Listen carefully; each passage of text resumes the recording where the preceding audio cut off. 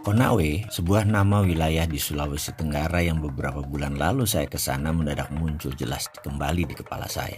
Gara-garanya, saya teringat dengan apa yang terjadi di sana sehubungan dengan tanur nikel. Sejarah singkat, saya ini punya latar belakang panjang urusan kiln, burner, furnace, tungku sejak tahun 97. Kebetulan saya memiliki kiln pembakar dengan sistem fluidized bed kiln untuk hydrated lime, CaOH 2 kali. Di mana teknologi tradisional biasanya adalah pakai tungku vertikal, seperti kebanyakan kita lihat tanur-tanur di daerah Tuban, Tegal, Cirebon, Padalarang. Kami sudah menggunakan teknologi tinggi, bahkan asapnya yang masih mengandung waste product kita tangkap dan kita pasang alat untuk menyedot sehingga produknya menjadi precipitated calcium carbonate. Semuanya friendly to nature, nggak ada waste sama sekali. Pabrik tersebut berada di wilayah Cibinong, Kelapa Nunggal, nempel pabrik semen Holcim. 20 tahun dengan benda tersebut, terang aja saya hafal mati tentang apa itu yang namanya furnace dan kiln. Lalu ke Konawe sekarang, dan di Konawe saya kaget. Lokasi tanur di Konawe yang makan waktu 1/4 jam dari Kendari, ada hal yang membuat saya kaget. Berjajar vertical kiln tungku pembakar nikel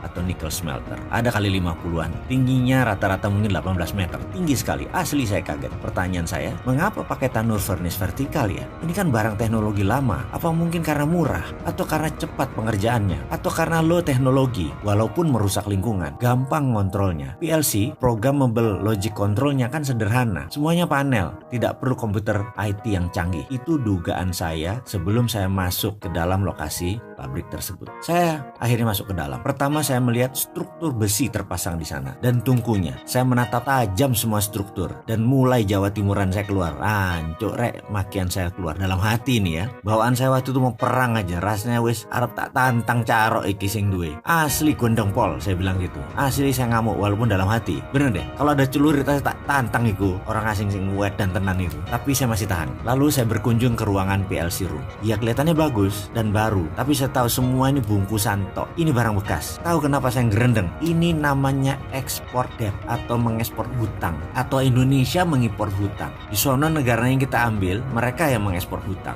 Mungkin saya salah, tapi sesama bajingan ekonomi, jangan anggap remeh si Sontoloyo ini. Insting saya jalan. Ini kita import debt, mengimpor hutang. Saya ini bajingan ekonomi, tapi yang saya makan bukan negara sendiri, negara orang. Begini ceritanya, kisah nyata ini. Dulu saya memiliki pabrik di Pasuruan, hutang bank. Di tahun kelima, hutang belum lunas, kita pindahkan pabrik tadi ke Malaysia dengan mitra Malaysia. Kita buat hutang baru, mesin kita hitung baru, padahal relokasi. Hutang tadi buat lunasi hutang yang di Indonesia. Lalu yang di Malaysia, mitra saya tadi menanggung 100% beban hutang proyek baru tadi. Barang bekas disulap menjadi bernilai 100% barang baru, hutang baru. Saya untung 2 kali lipat. Dari proyek pertama sudah untung, tambah sekarang untungnya 2 kali lipat. Lalu dana segar masuk ya buat melunasi hutang. Dengan skenario baru, mitra saya di Malaysia menanggung semuanya tanpa modal, tapi kita pura-pura baik kasih aset tersebut. Kita minta minoritas saham aja hanya 20%, padahal barang bekas. Bagaimana? Sudah mulai paham apa itu export debt. Jadi begitulah kami para bajingan ekonomi ngerjain Malaysia. Barang bekas nilai baru, hutang di Indonesia diekspor ke Malaysia. Kembali ke Konawe. Kita tahu ada negara yang pandai memberi hutangan kan? Pinjamkan 10 billion dolar ke negara lain, lalu di tahun kelima pindahkan barang tersebut ke Indonesia. Lalu Indonesia hutang baru full 10 billion. Bayangin, padahal barang itu mungkin nilainya tinggal 20%. Tetapi Indonesia biar tergiur, proyek itu terkesan biayanya 100% dibiayai oleh mereka. Baik banget kan mereka, nilainya 10 billion, udah Indonesia nggak keluar duit, pokoknya 100% tak biayai. Lah kan geblek orang barang bekas, itu